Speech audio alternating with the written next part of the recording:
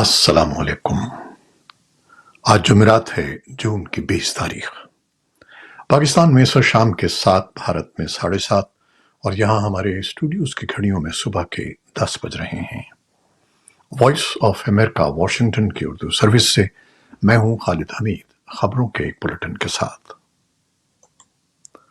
پاکستان، بھارت، افغانستان، غزہ کی تازہ ترین صورتحال اور دنیا بھر سے خبریں آپ کے لیے پیش کرتے ہیں۔ آج دنیا پناہ گزینوں کا عالمی دن منا رہی ہے۔ گزشتہ چند دہائیوں کے دوران اور خاص طور پر پچھلے کچھ سالوں میں دنیا کے مختلف خطوں میں جنگوں، خانہ جنگی، مسلح تصادم اور قتل و غارت سے نہ صرف لاکھوں جانیں ضائع ہو چکی ہیں بلکہ لوگوں کی بہت بڑی تعداد جلا وطنی پر بھی مجبور ہوئی ہے۔ اقوام متحدہ کے اعداد و شمار کے مطابق پچھلے سال کے آخر تک تقریباً 11.5 کروڑ افراد کو دنیا میں زبردستی بے گھر کیا گیا۔ اس تعداد میں ریکارڈ اضافہ غزہ اور یوکرین کی جنگ سے ہوا ہے۔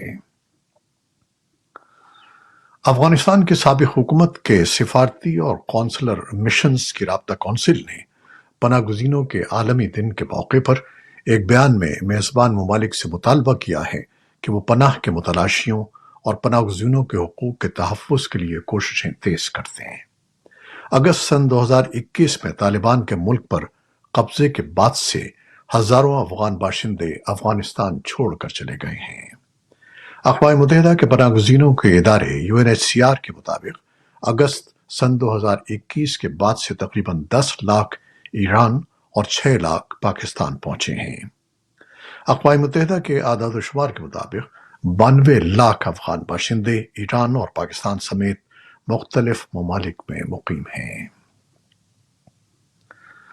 دنیا بھر سے تقریباً 20 لاکھ مسلمانوں نے اس ہفتے حج کا فریضہ مکمل کیا، لیکن سینکڑوں لوگ شدید گرمی برداشت نہ کر سکے اور موت کے منہ میں چلے گئے۔ اس سال حج کے دوران مرنے والوں کی تعداد 1000 سے تجاوز کر گئی ہے۔ ایک عرب سفارتکار نے AFP کو بتایا کہ سعودی عرب میں موجود مصری حکام کی جانب سے حج کے دوران 1400 شہریوں کے لاپتہ ہونے کی رپورٹس موصول ہوئی تھیں، جن میں سے 600 کی اموات ہو گئی ہیں۔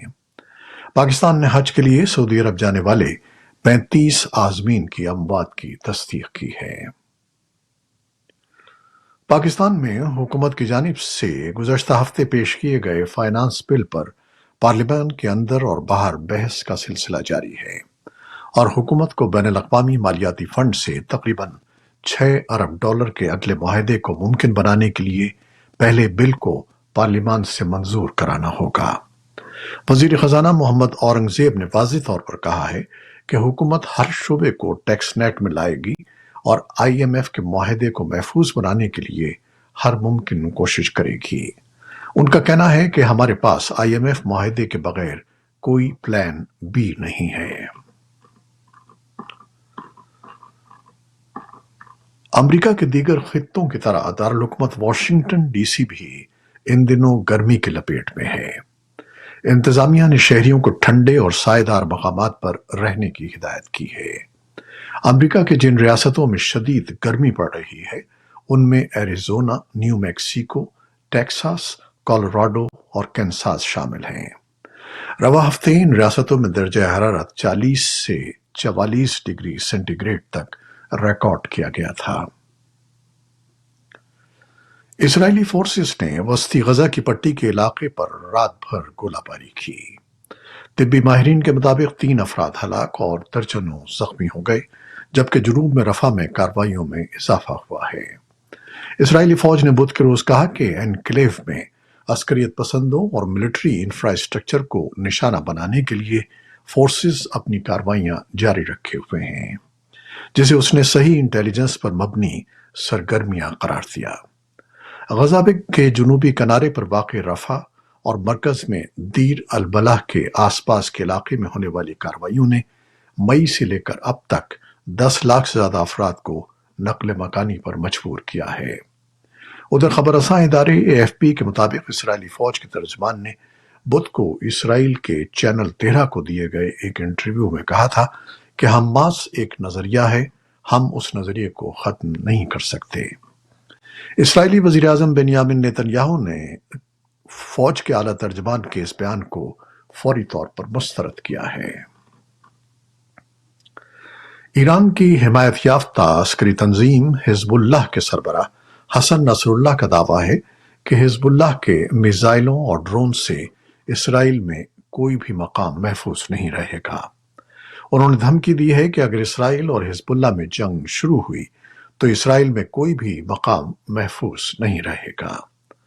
دوسری جانب اسرائیل کی فوج کے chief of staff lieutenant general Herzi Halevi کا کہنا تھا کہ اسرائیل حزب اللہ کے پاس موجود ہتھیاروں سے بخوبی آگاہ ہے۔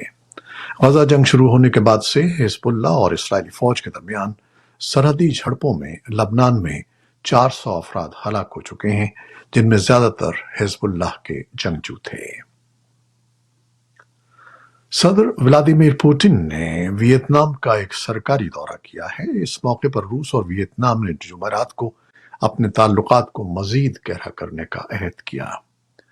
روسی رہنما کا ویتنام کا سرکاری دورہ ایک ایسے وقت پر ہو رہا ہے جب ماسکو کو یوکرین میں اپنی فوجی کارروائیوں کی وجہ سے بڑھتی ہوئی بین الاقوامی تنہائی کا سامنا ہے۔ پوٹن شمالی کوریا سے جنوب مشرقی ایشیائی ملک پہنچے، جہاں انہوں نے اور شمالی کوریا کے رہنما کم جونگ ان نے ایک دفاعی معاہدے پر دستخط کیے۔ امریکی محکمہ خارجہ نے کہا ہے کہ روس اور شمالی کوریا کے گہرے ہوتے تعلقات انتہائی تشویش کا باعث ہیں۔ یوکرینی حکام نے بتایا ہے کہ روس نے جمعرات کو یوکرین پر میزائلوں اور ڈرونز سے حملہ کیا، جس سے تھرمل پاور پلانٹ کو شدید نقصان پہنچا۔ وزارت توانائی نے کہا کہ 4 علاقوں میں توانائی کے بنیادی ڈھانچے پر حملے سے آلات کو نقصان پہنچا، 7 کارکن زخمی ہوئے اور 2,18,000 سے زائد صارفین کی بجلی منقطع ہو گئی۔ ماسکو نے کہا ہے کہ توانائی کی تنصیبات ایک جائز فوجی ہدف ہیں اور یہ کہ کچھ حملے روسی سرزمین پر یوکرین کے حملوں کا بدلہ تھے۔ انسانی حقوق کی 4 سرکردہ تنظیموں human rights watch, Amnesty International, بین الاقوامی سروس برائے انسانی حقوق اور عالمی یغور کانگریس نے ایک بیان میں کہا ہے کہ اقوام متحدہ کے انسانی حقوق کے ادارے کے سربراہ وولکر ترک کو چاہیے کہ وہ سنکیانگ میں انسانی حقوق کی صورتحال سے نمٹنے کے لیے چینی حکومت اور ان کے دفتر کی جانب سے اٹھائے گئے تازہ ترین اقدامات کی رپورٹ فراہم کریں۔ یہ بیانات اگست سن 2022 میں اس رپورٹ کے شائع ہونے کے تقریباً 2 سال بعد سامنے آئے ہیں، جو وولکر ترک کی پیش رو مشیل بیچلٹ کی جانب سے سنکیانگ میں ممکنہ انسانیت کے خلاف جرائم کا حوالہ دیتے ہوئے پیش کی گئی تھی۔ بیجنگ کی طرف سے اس رپورٹ پر سخت تنقید کی گئی تھی۔ کرکٹ T20 ورلڈ کپ کے سپر 8 مرحلے کے دوسرے مقابلے میں انگلینڈ نے میزبان ویسٹ انڈیز کو 8 وکٹوں سے شکست دے کر گروپ 2 میں ٹاپ پوزیشن حاصل کر لی ہے۔ T20 ورلڈ کپ کے گروپ 1 میں بھارت، آسٹریلیا، بنگلہ دیش اور افغانستان کی ٹیمیں شامل ہیں۔ اس گروپ کا پہلا میچ آج بھارت اور افغانستان کی ٹیموں کے درمیان پاکستانی وقت کے مطابق شام 7:30 بجے کھیلا جائے گا۔ T20 ورلڈ کپ سے متعلق خبروں اور امریکہ میں کرکٹ کے جوش کے بارے میں ایکسکلوسیو سٹوریز کے لیے فالو کریں VOA اردو کا انسٹاگرام پیج @VOA اردو پر۔ T20 کا جنون وائس آف امریکہ اردو کے ٹی وی شو، سوشل میڈیا اور ویب سائٹ پر۔ یہ تھیں وہ خبریں جو فیس بک لائیو پر ہم نے آپ کے لیے پیش کی۔ ہماری ویب سائٹ، یوٹیوب اور پوڈ کاسٹ پر یہ بلیٹن آپ کے لیے پوسٹ کر دیا جاتا ہے۔ آپ ہمارے بلیٹن کو شیئر کرتے ہیں اور اپنے کمنٹس میں اپنی محبتوں کا اظہار کرتے ہیں، جس کے لیے ہم آپ کے بے حد ممنون ہیں۔ اپنی ان کاوشوں کو جاری رکھیے گا۔ نیوز پروڈیوسر عائزہ عرفان اور نیوز ایڈیٹر بہجت جیلانی کے ساتھ خالد حمید کو اب اجازت دیجیے گا۔ اللہ حافظ۔